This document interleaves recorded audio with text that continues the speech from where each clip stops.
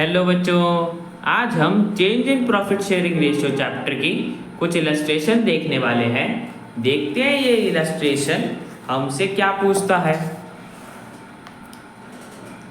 X, Y और Z तीन partners हैं जो प्रॉफिट शेयर करते हैं 5:3:2 की रेशियो में।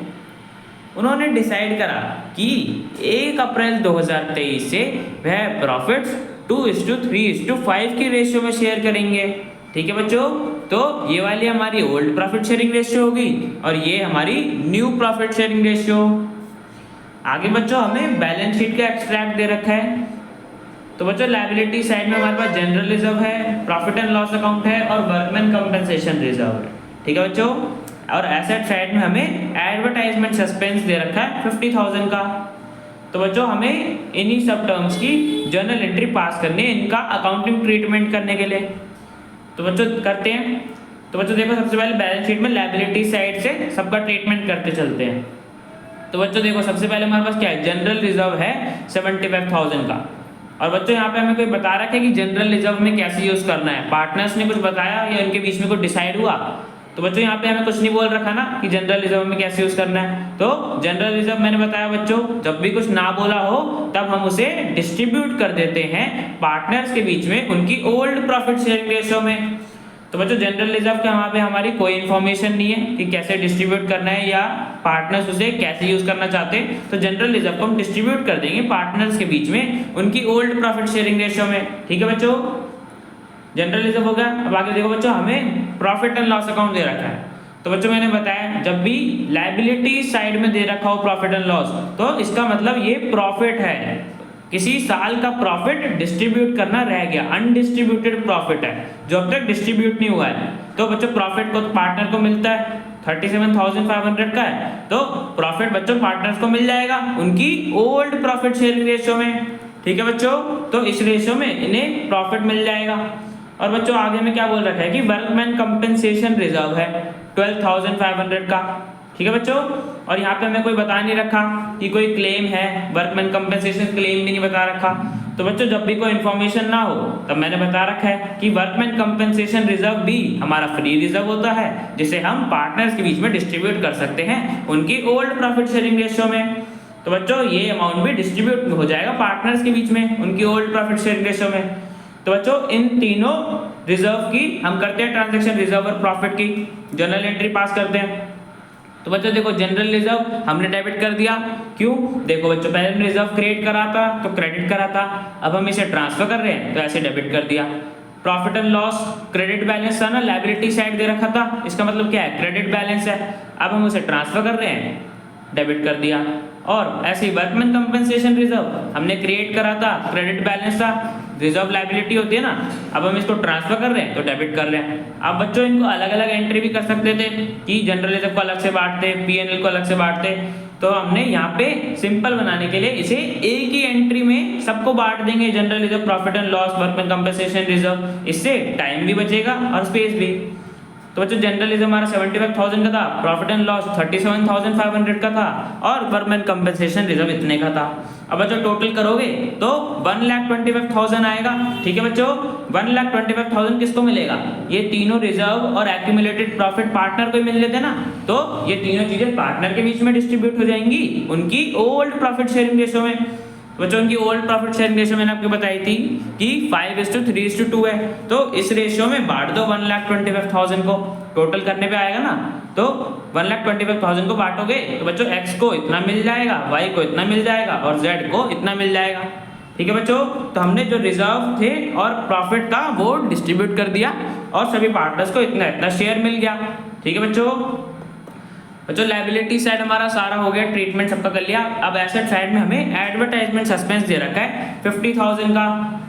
तो बच्चों मैंने बताया हुआ है एडवर्टाइजमेंट सस्पेंस तो हमें राइट ऑफ करना होता है ना, जब जब हमें इसका बेनिफिट मिलता रहता है हमें इसे राइट ऑफ करना होता है, बैलेंस शीट से हटाना होता है। तो एडवर्टाइजमेंट सस्पेंस को हम यहाँ से राइट ऑफ कर देंगे, 50,000 का था। और बच्चों मैंने बताया राइट ऑफ कैसे करते हैं, एडवर्टाइजमेंट सस्पेंस पहले एसेट था, अब हम उसे राइट ऑफ कर रहे हैं, बुक से रिमूव कर रहे हैं तो क्रेडिट कर दिया। एसेट को रिमूव करोगे तो क्रेडिट करेंगे ना, 50,000 से कर दिया क्रेडिट। और मैंने बताया जब भी राइट ऑफ करते हैं तो पार्टनर्स की ओल्ड प्रॉफिट शेयरिंग रेशियो में करते हैं। तो बच्चों इनकी ओल्ड प्रॉफिट शेयरिंग रेशियो 5:3:2 थी। तो 50,000 को मैंने बांट दिया 5:3:2 की रेशियो में और तीनों पार्टनर के कैपिटल अकाउंट में इतने इतने अमाउंट से डेबिट कर दिया। ठीक है बच्चों, जो हमें एडवर्टाइजमेंट सस्पेंस करना था राइट ऑफ, वो हमने कर दिया इस जर्नल एंट्री से। ठीक है बच्चों, तो हमें क्वेश्चन में यही बोला था हमें जर्नल एंट्री पास करनी थी हर रिजर्व या एडवर्टाइजमेंट सस्पेंस या लॉस प्रॉफिट उन सब की।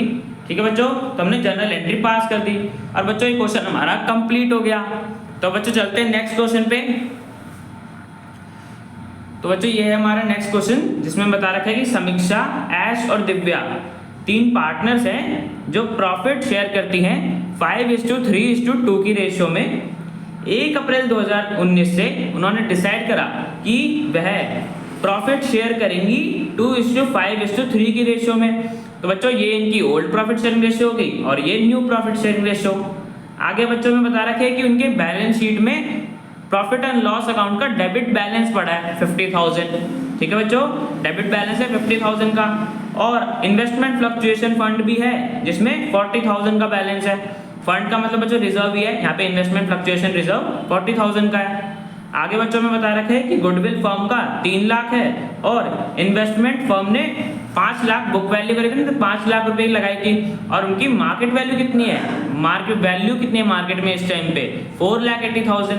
तो बच्चों हमें जर्नल एंट्री पास करने इन सारे ट्रांजेक्शन को रिकॉर्ड करने के लिए।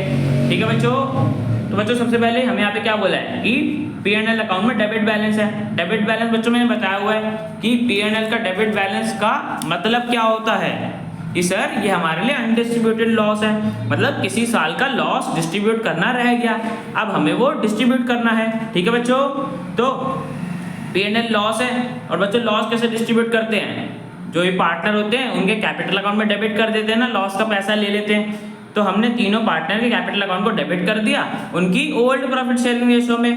25,000 समीक्षा, ऐश का 15,000 और दिव्या का 10,000।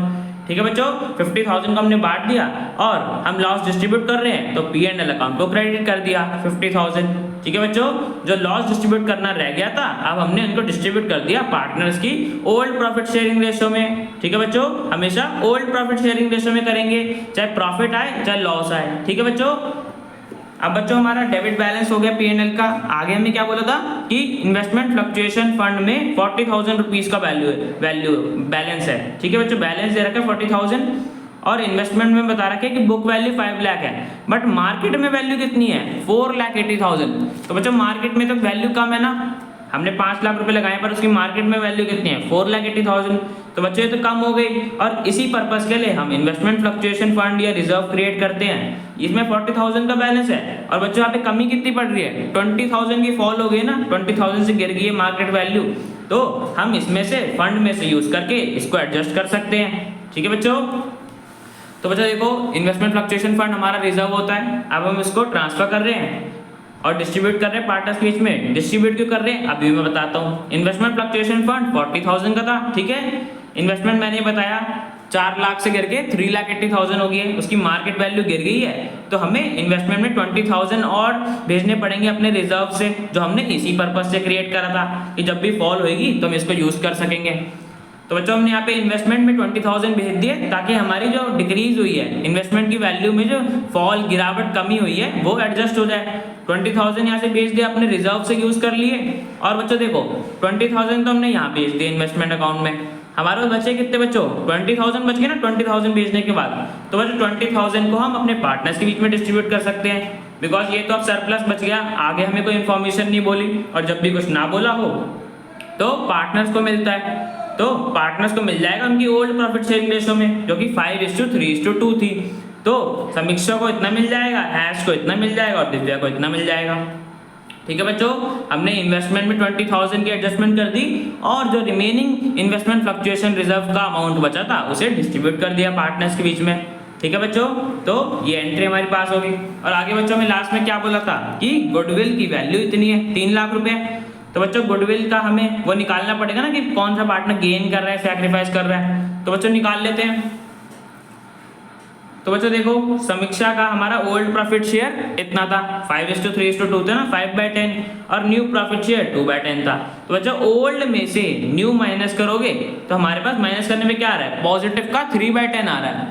तो बच्चों पॉजिटिव का मतलब क्या होता है, मैंने बताया हुआ है, जब भी पॉजिटिव आए तो पार्टनर सैक्रिफाइस कर रहा होता है, पार्टनर का प्रॉफिट में शेयर कम हो गया है, तो समीक्षा का प्रॉफिट में शेयर कम हो गया है। ठीक है बच्चों, आगे से हम ऐश का निकाल लेते हैं। ऐश का ओल्ड इतना था और न्यू इतना था। अब बच्चों माइनस करोगे तो ऐश का हमारे पास गेन में आ रहा है, 2/10 माइनस में आएगा ना। और बच्चों माइनस का मैंने बताया कि जब भी माइनस में आ जाए तो पार्टनर गेन कर रहा होता है, अब उसको प्रॉफिट में शेयर ज्यादा मिलेगा, प्रॉफिट में शेयर उसका बढ़ गया है, तो ऐश 2/10 से गेन कर रही है।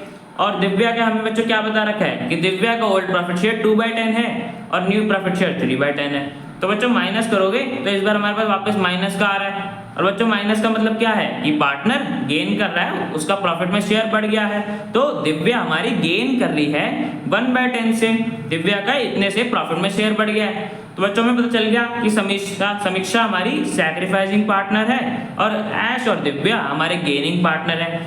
ठीक है बच्चों, तो बच्चों हमें क्या करते हैं, गुडविल की एंट्री में क्या करते हैं, हम जो सैक्रिफाइसिंग पार्टनर होता है उसको कंपेंसेशन देते हैं ना। और बच्चों कंपेंसेशन कौन देता है, गेनिंग पार्टनर देते हैं ना। तो हम कंपेंसेशन कैलकुलेट कर लेते हैं, सैक्रिफाइस के लिए कितना पैसा देंगे समीक्षा को। तो बच्चों सबसे पहले देखते हैं ऐश कितना देगा।